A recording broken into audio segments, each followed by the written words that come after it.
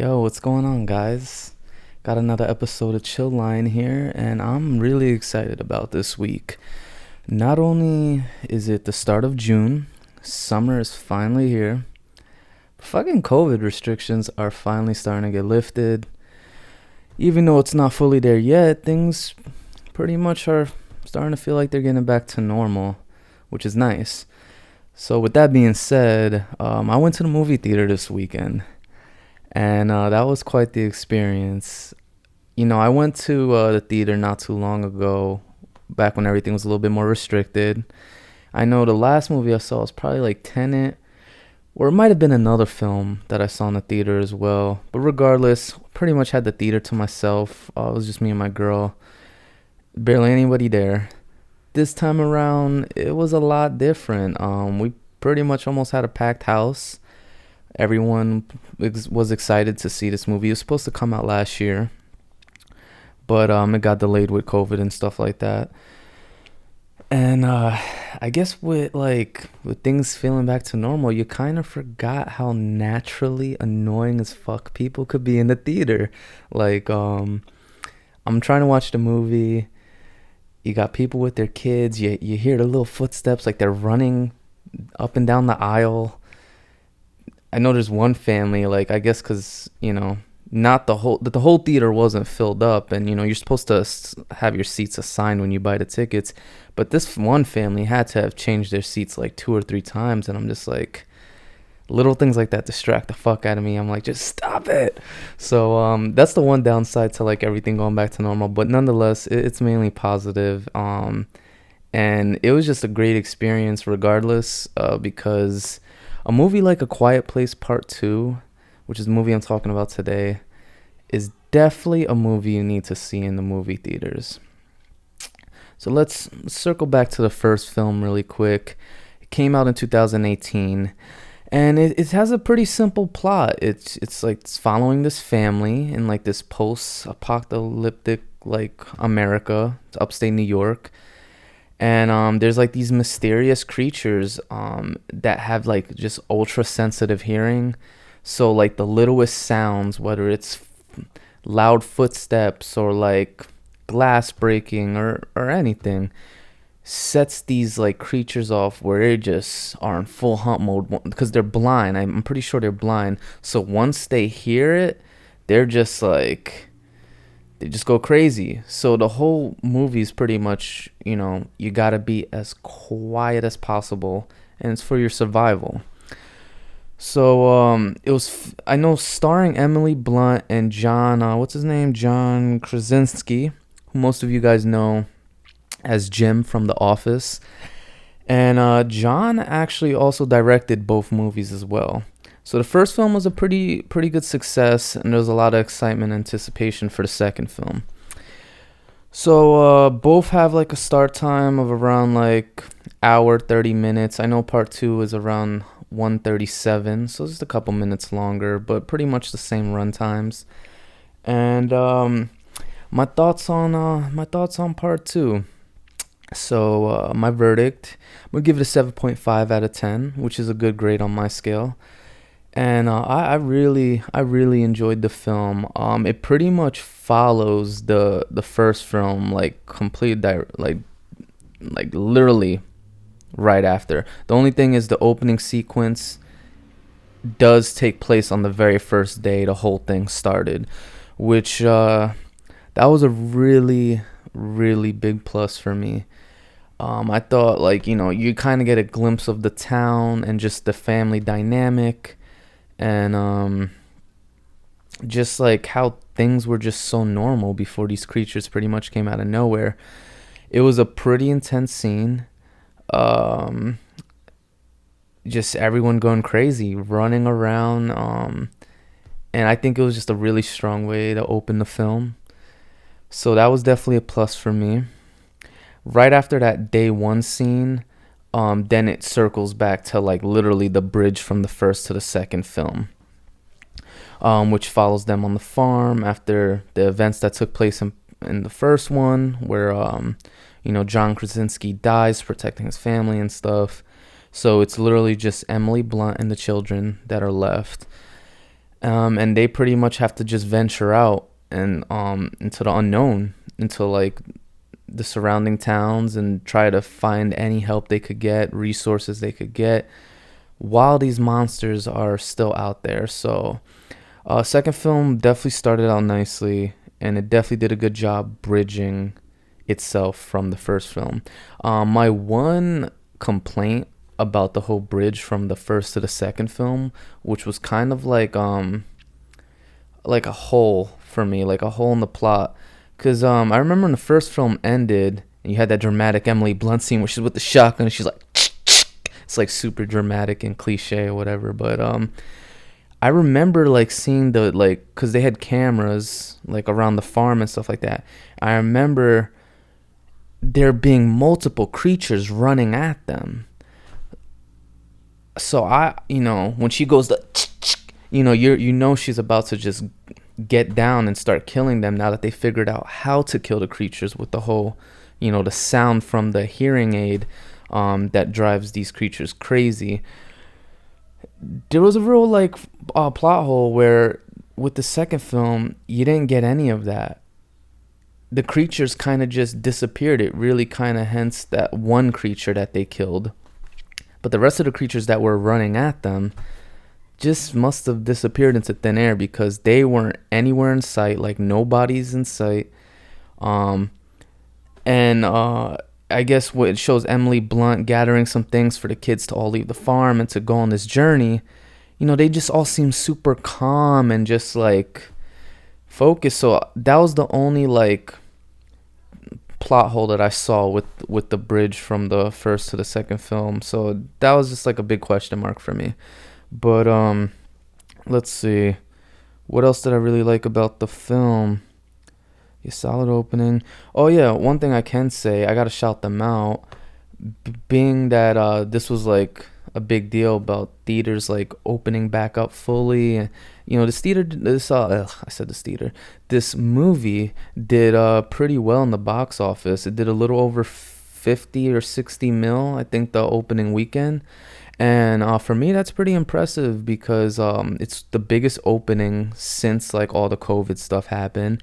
And to do that on a holiday weekend as well is impressive because most people I know, they were going on little trips, to the, even though it's raining up here, but like a lot of people were on vacation. A lot of people were down by the beach or just doing like active stuff for the holidays, spending time with family. Not everybody really went to the theaters first, so for them to make that much money on a busy holiday weekend was pretty good. And I could see the film definitely making more money this upcoming week as well. The only thing that might hurt them is that The Conjuring Part 3 is also dropping, so we got to see how they do. But I was very happy to see that they made some money. But back to the film and back to the good things about the film. Just like the first one, I think the sound quality is probably the strongest aspect of these Quiet Place movies. Since it's like a lot of it is in silence, and you got to be very careful with the sounds you make so you don't set these creatures off. When there are those little sounds, the sound pops. The sound just pops in the theater, and things just, shit really just hits the fan really easy. So I think John, as the director, just did a real phenomenal job with sound. And I really wasn't surprised because that was like a really strong aspect of the first film as well. And not only with sound, but acting as well. With a movie that does have a lot of silence involved in it, you can't rely on the dialogue of the characters to fully carry the acting. So one thing I was really impressed with, just like the first film, was just the facial expressions of these characters, the body language of these characters. Like those are all little things that just speak volumes, even as something as little as just their eyes. Like, what are their eyes telling you? That's just phenomenal acting. And it was, of course, you get that from an experienced actress like Emily Blunt, who's amazing. And then John I always say fuck up his name, but yeah, John Krasinski. There we go. Um, he is briefly in the second one for the flashback scene. He's obviously really strong aspect of the first film. He dies and stuff like that, so we don't really get too much of him in the second film. But it's not only them with the strong acting, the kids too. I gotta give a shout out to the children. I think for their age, they are doing phenomenal things, and it's not the easiest movie to act for. So, especially with the one kid, the daughter, I believe she's deaf. I'm not sure if she's deaf in real life or not, but if she isn't, her like adaptation of someone who is deaf living in this world, I was very impressed with. This second film also added Killian Murphy, who, if you don't know him by his name, he's the lead actor in Peaky Blinders. He's also in movies like Inception. He made appearances in the Dark Knight movies. He played Scarecrow in Batman Origins, and he was one of the lead actors in, I think, 28 Days Later. Killian Murphy was a really solid addition because he's such an experienced actor. They did a good job switching up his look just enough to make it seem like he's really from that environment. And yeah, I was really happy with it. The film wasn't perfect. I did have like a couple little dislikes. I mentioned that little plot hole in the beginning with the bridge from the first to the second movie.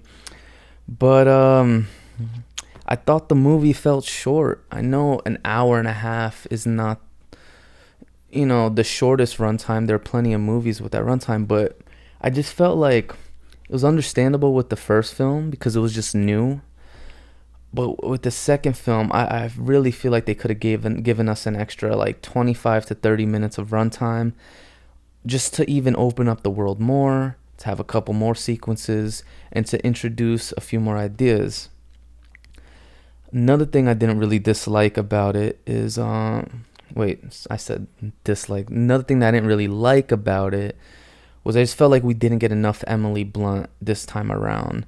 The first film, she was absolutely phenomenal. That part where she's like in the house and she like steps on the nail and she needs to like not scream to trigger these. Dude, her acting was insane. Or the part where she's giving birth, like, she was phenomenal. And she is in a lot of this film, but I really feel like this movie it was more centered around the kids and their experiences. I feel like we didn't get enough Emily Blunt, and it's a little bit of a miss for me because since she is such a strong actress and she just lost her husband in the first film, I would have liked to see a little bit more of just her taking over the burden of just like she's running the family.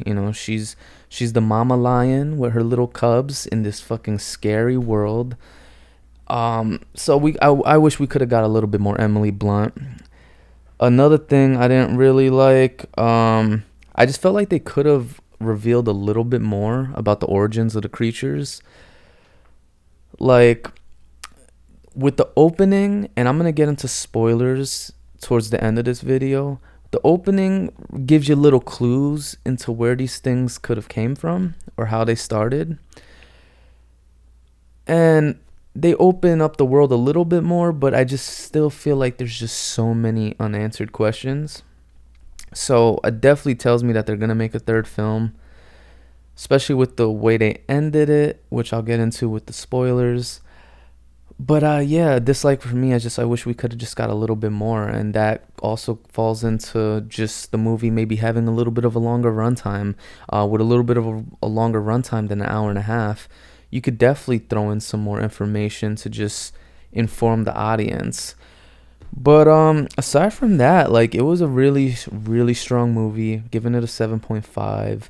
If you haven't seen it yet, definitely check it out, especially if you were a fan of the first film. And like I mentioned, it's a film that it's just better to see in the movie theaters, just to get that overall feel the tension, and you can't go wrong with that Dolby sound in the theaters. So check it out in the theaters. Now to I guess close out the rest of the video, I do want to go into a couple spoilers. So if you saw the movie, keep watching because maybe we have similar ideas. But if you haven't, hit pause and come back once you do because definitely I have some interesting things in mind right now. So getting into spoilers in 5, 4, 3, 2, and a 1. All right, so spoiler time. Going into the opening scene, which I was a really big fan of with that whole day one sequence, they did a great job into just showing how shit hit the fan like the moment the creature started attacking. They hinted through the dialogue where John's character is talking to Killian's character. They hinted towards a military base being nearby. Now, that's pretty much the storyline behind most movies like this. It's always the military doing some secret bullshit that like they shouldn't be doing, and that when shit hits the fan, whether it's a zombie apocalypse movie, whether it's a movie like The Mist that also had creatures, the military, it's their fucking fault. So I think the origins of these creatures definitely could have possibly been from the military base that's nearby town. But I feel like that's like too much of the obvious choice. And then another thing that catches my eye with the origins of these creatures is that sequence in the opening scene where they're at the baseball game and you're seeing like these meteors. That's what it looks like meteors and like fire just coming down from the sky. That could just be our answer right there. It might not actually be the military's fault like it is in every fucking movie that comes out. These things could just be straight up aliens. This could be a low-key alien invasion type movie, but just a different like style to it, where they're not in spaceships attacking and destroying buildings. Like they're just these like ruthless just creatures that just show up and just want to take over Earth and make it its new habitat. So we'll find out more if they do make a third film, which I strongly believe they will.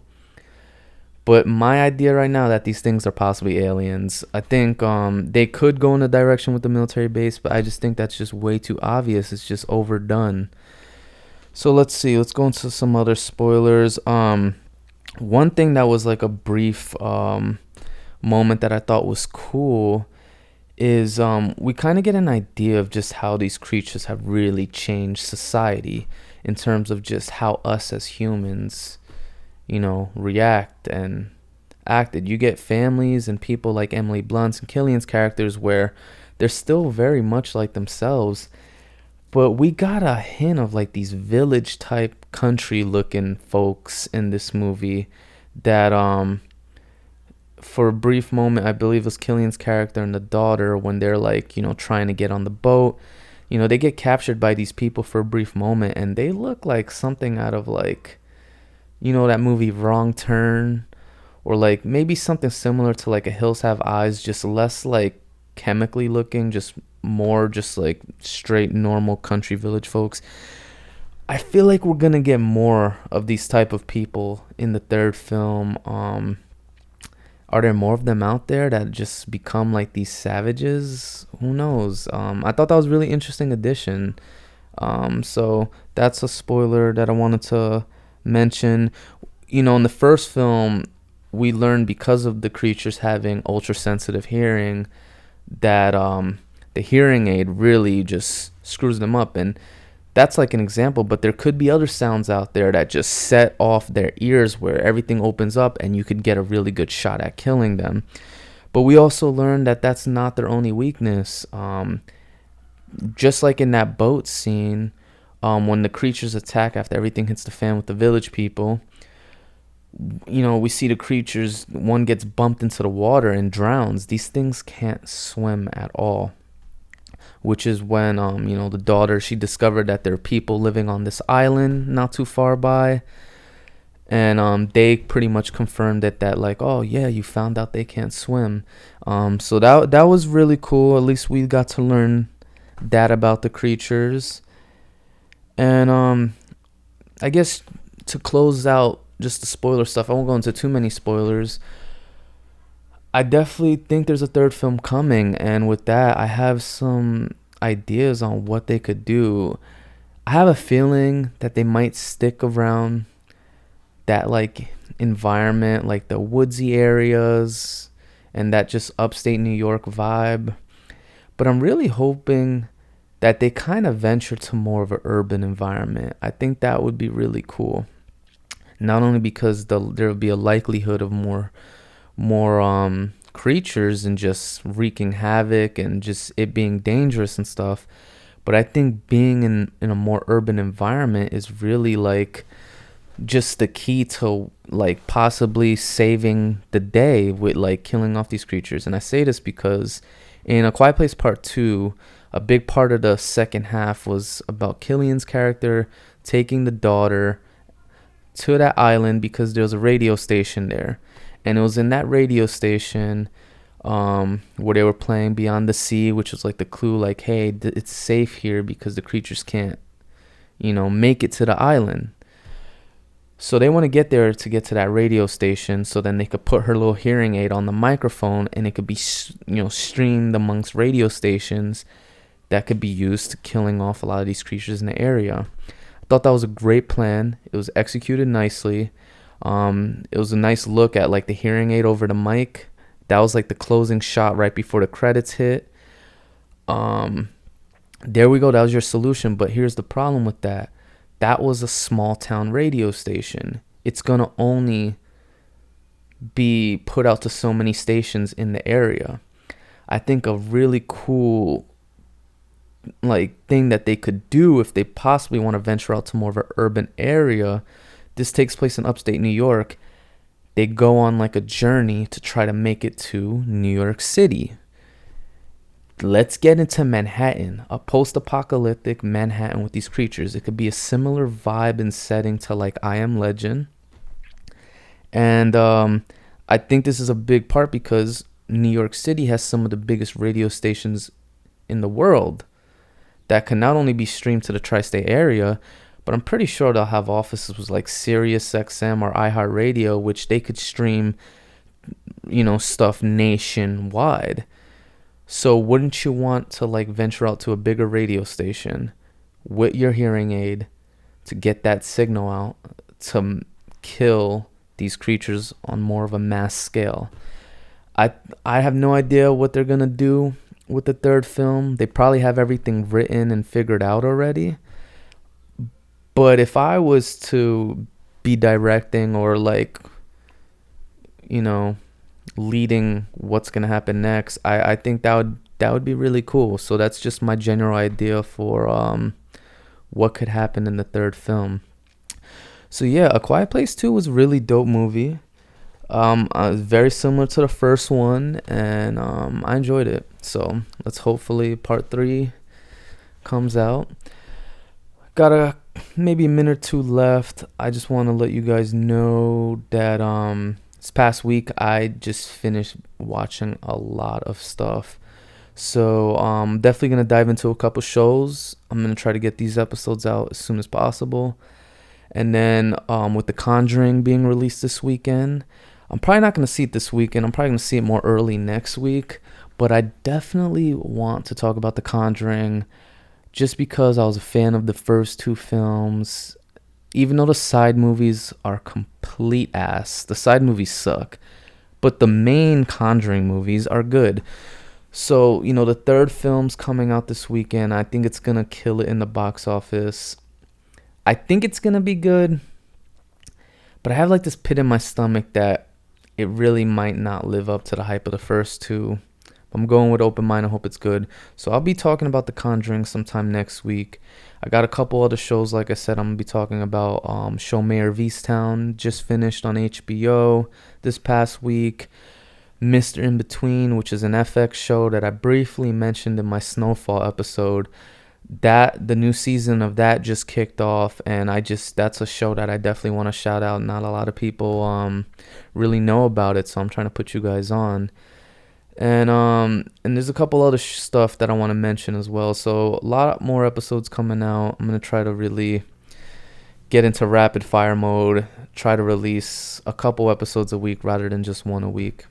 But, life happens. We have responsibilities, obligations. Sometimes shit happens. But if you're still watching, I definitely appreciated it.